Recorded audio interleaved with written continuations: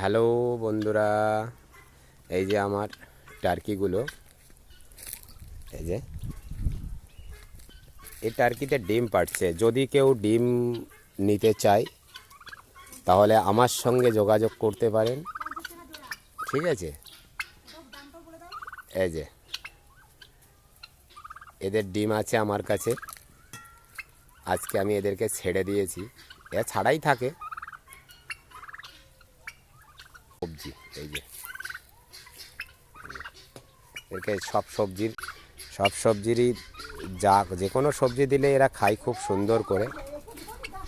যে আমার এই স্বর্ণবর্ণ, আর এই যে ম্যাডাম রান্না করছেন মাটির এতে।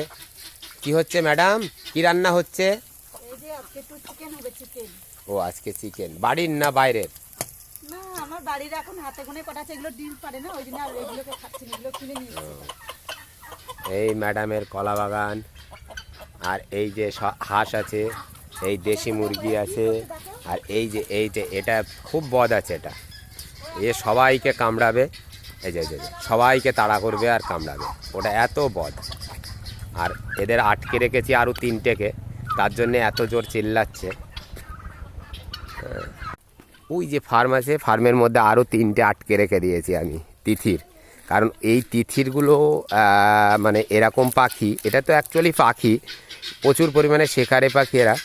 আর এই আশেপাশে ও ডগির বাচ্চা এসছে, কুকুরের বাচ্চা এসছে, সেটাকে পর্যন্ত তাড়া করে নিয়ে বাইরে বার করে দিয়ে এসছে জালের। আর এই যে এই 3টে আছে, এই 3টের জন্য এই যে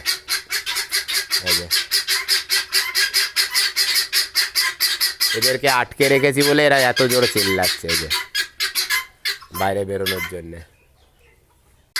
হ্যালো বন্ধুরা, কেউ যদি দেশি মুরগির ডিম নিতে চায় এবং যদি কেউ টার্কির ডিমও নিতে চায়, অবশ্যই আমার সঙ্গে যোগাযোগ করবেন। কমেন্ট বক্সে অবশ্যই লিখুন ডিম চাই বলে, আমি অবশ্যই ফোন নাম্বার দিয়ে দেবো।